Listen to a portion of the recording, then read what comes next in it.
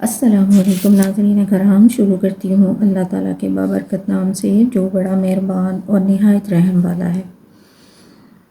اللہ تعالیٰ نے حضرت ہود علیہ السلام کو قوم عاد پر بھیجا۔ وہ قوم دراز قد، چوڑے جسم کی مالک تھی اور نہایت خوفناک تھی۔ ان میں سے سب سے لمبا 100 گز کا اور ٹھیکنا 7 گز کا تھا۔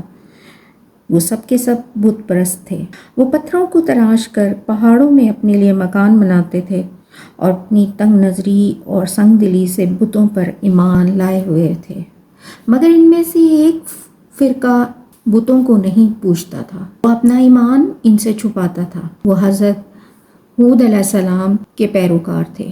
وہ حضرت ہود علیہ السلام کی نصیحتیں سنتے کافر ان کے خلاف ہو گئے اور انہیں تکلیف دینے کے لیے ایک لاہ عمل بنایا، اور جو لوگ ایمان لا چکے تھے ان سب نے حضرت ہود علیہ السلام کو اس بات کی اطلاع دی۔ حضرت ہود علیہ السلام نے کفاروں کے واسطے بد دعا کی، جس کے نتیجے میں برسات رک گئی، زراعت ختم ہو گئی اور 7 برس تک وہ کافر قحط میں مبتلا رہے۔